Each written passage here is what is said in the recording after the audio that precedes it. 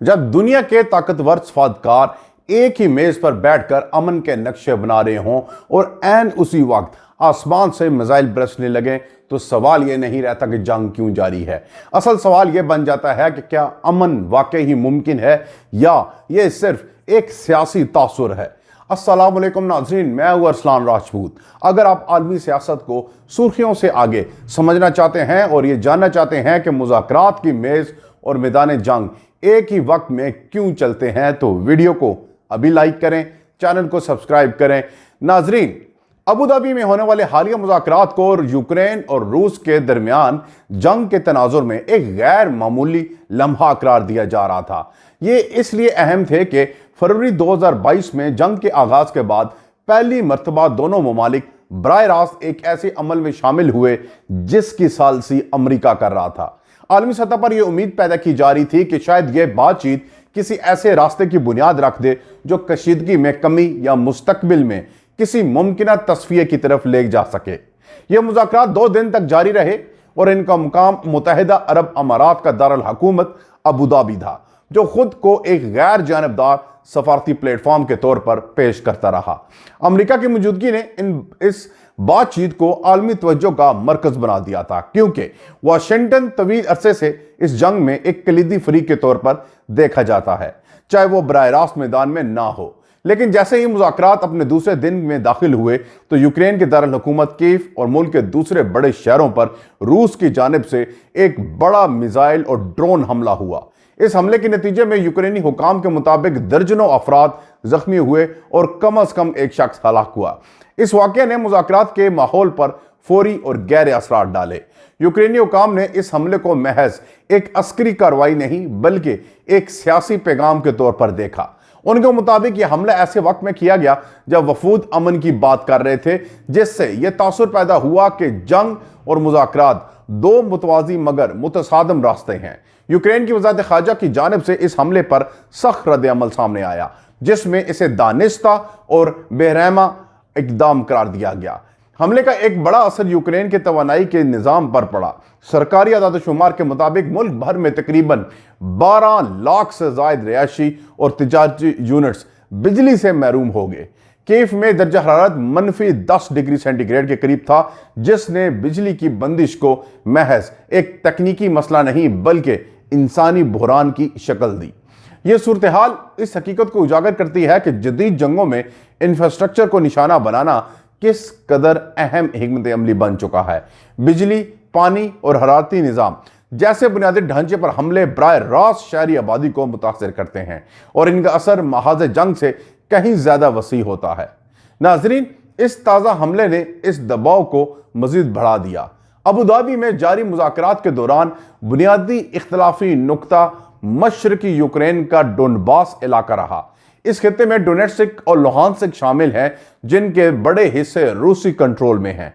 दोनों फरीक इस इलाके की हैसियत पर बिल्कुल मुख्तलिफ मौक़िफ़ रखते हैं और यही इख्तलाफ अब तक किसी भी ठोस पेशरफ्त की राह में सबसे बड़ी रुकावट बना हुआ है। रूसी मौक़िफ़ के मुताबिक इन इलाकों में ज़मीनी हक़ाइक़ तब्दील हो चुके हैं और इन्हें नज़रअंदाज नहीं किया जा सकता। दूसरी जानिब यूक्रेन इन इलाकों को अपनी खुद मुख्तारी लाजमी करार देता है और किसी भी मुस्तकिल तब्दीली को नाकाबिल कबूल समझता है। यही तजाद मुज़ाकरात में बार बार सामने आया, मगर किसी मुश्तरका फ्रेमवर्क पर इत्तेफाक ना हो सका। अमरीकी सालसी के बावजूद मुज़ाकरात के इख्तिताम पर कोई बड़ी पेशरफ्त सामने नहीं आ सकी।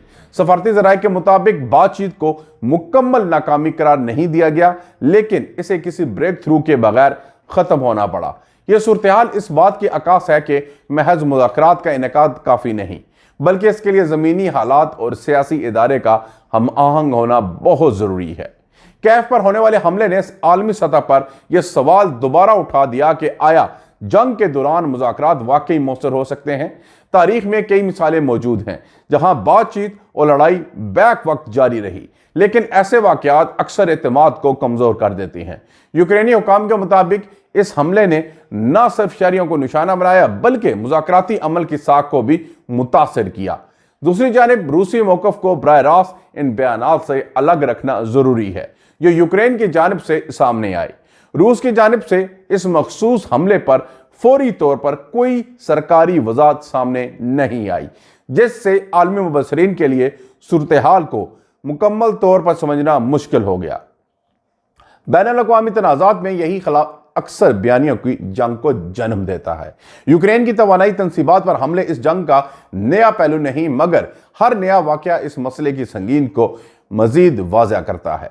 सर्द मौसम में बिजली की बंदिश का मतलब सिर्फ अंधेरा नहीं, बल्कि हरारत, पानी और तिब्बी सहूलियात तक रसाई में रुकावट भी है। यही वजह है कि ऐसे हमले बैनुल-अक़वामी सतह पर शदीद तशवीश का बायस बनते हैं।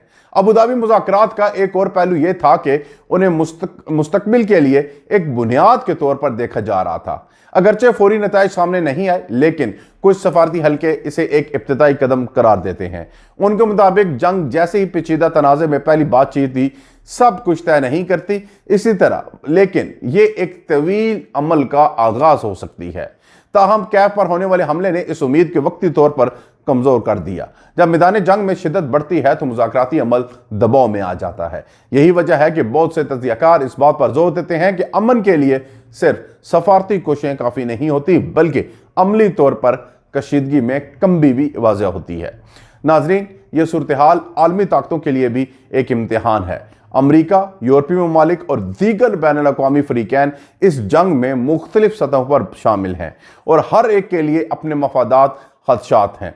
अबू धाबी मुज़ाकरात में अमरीका की सालसी इस बात का सबूत है कि वाशिंगटन अब भी खुद को इस तनाज़े के हल में एक कलीदी के दाग के तौर पर देखता है। मशरिक़ वस्ता में इन मुज़ाकरात का इनेकाद भी अलामती अहमियत रखता है। ये खित्ता खुद कई तनाज़ात का शिकार रहा और यहाँ अमन की बातचीत का इनेकाद आलमी सफारतकारी के बदलते हुए जोग्राफी की निशानदेही करता है। मुत्तहिदा अरब अमारात की मेज़बानी ने इसे एक फ़ाल सफारती मरकज़ के तौर पर मज़ीद नुमायां किया। जंग के तकरीबन 4 साल मुकम्मल होने के करीब हैं और इस दौरान लाखों अफराद बराह रास्त या बिलवास्ता तौर पर मुतासर हो चुके हैं। ऐसे में हर नया हमला, हर नाकाम बातचीत और हर अधूरा मुआहदा इस सवाल को मज़ीद गहरा कर देता है कि इस तनाज़े का अंजाम क्या होगा। कैफ और दीगर शहरों में जख्मी होने वाले अफराद के लिए ये बहसें शायद सानवी हैसियत रखती हैं। उनके लिए असल हकीकत वो लम्हा है जब बिजली बंद हुई, धमाके सुनाई दिए और रोज़मर्रा ज़िंदगी एक बार फिर गैर यकीनी सूरत हाल का सामना करना पड़ा। यही इंसानी पहलू इस जंग को महज जोग्राफाई या सियासी मसला नहीं रहने देता। अबू धाबी मुज़ाकरात के बगैर किसी वाज़ेह नतीजे के ख़त्म होने या इस दौरान होने वाले हमले ने यह साबित किया कि यूक्रेन रूस जंग अब भी एक नाजुक और पेचीदा मरहले में है। ना तो मैदान में फैसला कुन बरतरी नजर आ रही है और ना ही मुज़ाकरात फौरी हल की तरफ बढ़ते दिखाई दे रहे हैं। आलमी बरादरी के लिए यह लम्हा सोचने का है कि आया मौजूदा सफारती तरीका काफ़ी है या किसी नए फ्रेमवर्क की ज़रूरत है। तारीख बताती है कि तवील जंगें अक्सर गैर मुतवक्को मोड़ लेती हैं और उनके हल भी हमेशा सीधे रास्ते से नहीं आते। इस तमाम सूरत हाल में एक बात वाज़ह है कि अमन की बातचीत और जंगी कार्रवाइयाँ एक दूसरे से अलग नहीं की जा सकती हैं। जो कुछ मेज़ पर होता है उसका असर मैदान में पड़ता है और जो कुछ मैदान में होता है वो मेज़ पर बैठे लोगों के फैसलों को मुतासिर करता है। यूक्रेन के लिए ये एक और मुश्किल दिन था और रूस के लिए एक मुतनाज़ा लम्हा। दुनिया के लिए ये एक और याद दहानी कि ये जंग सिर्फ सुर्खियां तक महदूद नहीं बल्कि हकीकी लोगों की जिंदगियों पर असर अंदाज हो रही है। नाजरीन, अगर आप चाहते हैं कि हम ऐसे ही गैर जानबदार, गहरे और तफसीली आलमी तज़किये आप तक लाते रहें तो वीडियो को शेयर करें, चैनल को सब्सक्राइब करें और कमेंट्स में बताएं कि आप इस जंग के मुस्तकबिल को किस नज़र से देखते हैं। मिलते हैं अगली वीडियो में, तब तक के लिए अल्लाह हाफिज़।